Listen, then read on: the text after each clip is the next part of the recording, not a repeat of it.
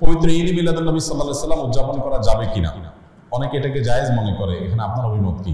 দেখুন, আমি অভিমত না দিয়ে কয়েকটা প্রশ্ন রাখবো, অর্থাৎ প্রশ্নের উত্তরে আবার পাল্টা প্রশ্ন আমি ছুড়ে দিতে চাই, বিশেষ করে যাদের এটা নিয়ে সত্যিই জানার আগ্রহ আছে। অনেকে তো প্রশ্ন লেখেন জানার জন্য না, প্রশ্ন লেখেন হলো ওনার পক্ষের মতটা বের করে আনার জন্য।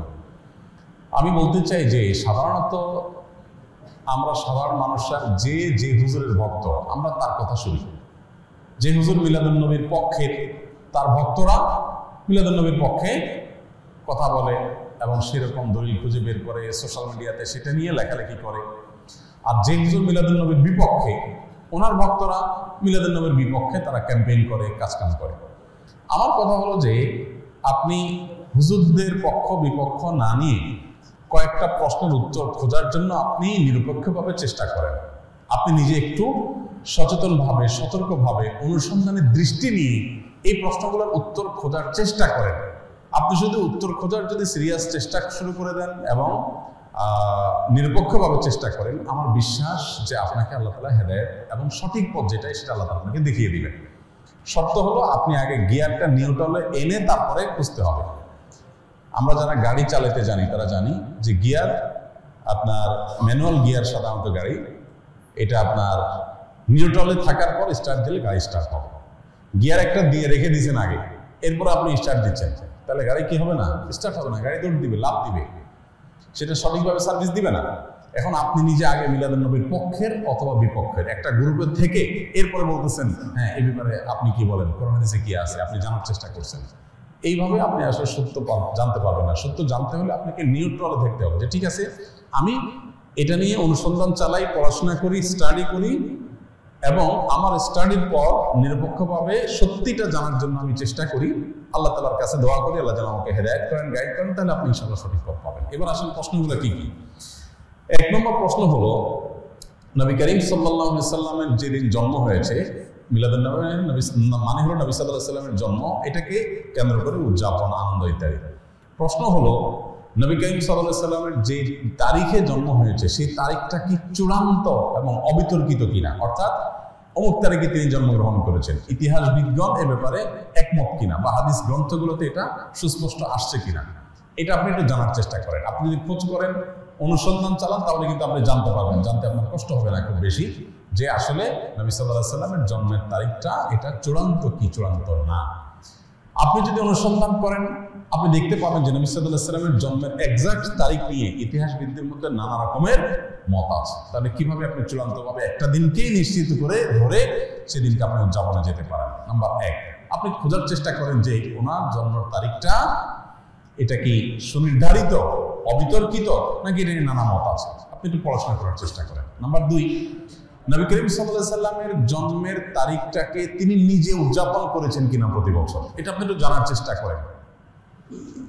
তিনি যদি নিজের জন্ম উদযাপন না করেন, তাহলে তার সিনিয়র সাহাবী যারা, চার খলিফা আরো যারা আছেন, এই সমস্ত সাহাবীরা কেউ যারা নবী সাল্লাল্লাহু আলাইহি ওয়াসাল্লামকে সবচেয়ে বেশি ভালোবাসতেন, নবী সাল্লাল্লাহু আলাইহি ওয়াসাল্লামের ভালোবাসার দোহাই দিয়েই তো আমরা এটা করি, তো তারা যারা নবী সাল্লাল্লাহু আলাইহি ওয়াসাল্লামকে এর ভালোবাসায় যারা উত্তীর্ণ হয়ে গেছেন, ভালোবাসায় যারা প্রমাণিত, তারা আশিকি রাসূল বলি, যেটাই বলি আমরা তথাকথিত, এই জায়গাটায় যারা ইতিমধ্যে প্রমাণিত হয়ে গেছেন, সেই সাহাবীরা যাদেরকে কোরআনে আল্লাহ সার্টিফিকেট দিয়েছেন নবী সাল্লাল্লাহু আলাইহি ওয়াসাল্লামের আনুগত্যের ব্যাপারে, ভালোবাসার ব্যাপারে, সেই মানুষগুলো নবী করিম সাল্লাল্লাহু আলাইহি ওয়াসাল্লামের জন্ম দিবস উদযাপন করেছেন কি করেন নাই, আপনি এই বিষয়ে একটু খোঁজ নেন, তথ্যপত্রগুলো ভেরিফিকেশন করেন, যাচাই করেন। তৃতীয়ত হলো যে জন্ম দিবস উদযাপনের এই কালচার কোত্থেকে আসছে, আপনি এটাও জানার চেষ্টা করেন। আপনি যদি এটা নিরপেক্ষভাবে এটা শুরু কোত্থেকে আসে দেখেন, আপনি দেখবেন এটা অগ্নি পূজক, প্রকৃতি পূজারী তাদের কাছ থেকে আসছে। এবং একসময় খ্রিস্টান ধর্মেও এই জন্মদিবস উদযাপন করাটা ব্যাপারে নিরুৎসাহিত করা হতো, নিষিদ্ধ করা হতো। পরবর্তীতে তারা নিজেরা আবার ওই প্যাগানদের দ্বারায়, প্রকৃতি পূজারীদের দ্বারা প্রভাবিত হয়ে তারাও তাদের নবীর জন্মদিবস উদযাপন শুরু করেছে। আমাদের নবী সাল্লাল্লাহু আলাইহি ওয়াসাল্লাম বলেছেন, লা তুতরুনি কামা আতরাতিন নাসারা ইবনে মারইয়াম, তোমরা আমাকে নিয়ে বাড়াবাড়ি করিও না যেভাবে খ্রিস্টানরা ঈসা আলাইহিস সালামকে নিয়ে বাড়াবাড়ি করেছে। অতএব নবী করিম সাল্লাল্লাহু আলাইহি ওয়াসাল্লামের মিলাদুন নবী পালন করবেন কি করবেন না, উদযাপন করবেন কি করবেন না, সেই প্রশ্নের উত্তর আপনি পেয়ে যাবেন যদি আমার এই তিনটা প্রশ্নের উত্তর আপনি নিজে অনুসন্ধান করে জানার চেষ্টা করেন। আল্লাহ আমাকে আপনাকে আমাদের সবাইকে হেদায়েত এবং সত্যিকারের যে সঠিক পথ সেটা আল্লাহ তাআলা আমাদের সবাইকে আল্লাহ তাআলা দান করুন। ঈদ মিলাদুন নবী ও সিরাতুন নবীর মধ্যে পার্থক্য কি? মিলাদুন নবী মানে হলো নবী সাল্লাল্লাহু আলাইহি সাল্লামের জন্ম, আর সিরাতুন নবী মানে হলো নবী করিম সাল্লাল্লাহু আলাইহি সাল্লামের জীবন চরিত। তো সিরাতুন নবীর মধ্যে নবী সাল্লাল্লাহু আলাইহি সাল্লামের জন্ম, মৃত্যু, শৈশব, বেড়ে ওঠা, আল্লাহর আদেশে নিজের জীবনের সব বিষয়গুলো এর মধ্যে আছে। সিরাতুন নবী মানে জীবন ইতিহাসের মধ্যে সবই আছে। আর মিলাদুন নবী হলো সিরাতের অর্থাৎ নবী সাল্লাল্লাহু আলাইহি সাল্লামের পুরো জীবনের একটা অংশ। এটা হলো একটা পার্থক্য। আরেকটা বিষয় হলো যে মিলাদুন নবী এটা আসলে উদযাপন বা অনুসরণ করার বিষয় না। নবী সাল্লাল্লাহু আলাইহি সাল্লামের জন্মকে আমরা চাইলে অনুসরণ করতে পারবো না, যে উনি যেভাবে জন্ম হয়েছেন, যে তারিখে হয়েছেন ওই তারিখে আমি হব, এরকম কোনো অপশন নাই তো। কিন্তু সিরাতুন নবী যেটা, এটা কি করা যায়? অনুসরণ করা যায়। নবী সাল্লাল্লাহু আলাইহি সাল্লামের জীবন চরিত্র দেখে দেখে সেই অনুযায়ী আমি আমার জীবনকে গঠন করলাম। তো এটা হলো মূলত আমাদের জন্য গুরুত্বপূর্ণ। আমাদেরকে নবী সাল্লাল্লাহু আলাইহি সাল্লামকে আল্লাহ দিয়েছেন তাকে অনুসরণ করার জন্য। তাকে অনুসরণ করার নামগন্ধ নাই, কিন্তু তার মহব্বতের দাবি করে আমি যাচ্ছে তা করে বেড়ালাম, তো এটা আসলে ইসলাম হতে পারে না। অতএব আমাদেরকে নবী করিম সাল্লাল্লাহু আলাইহি ওয়াসাল্লাম অনুসরণ করার চেষ্টা করতে হবে।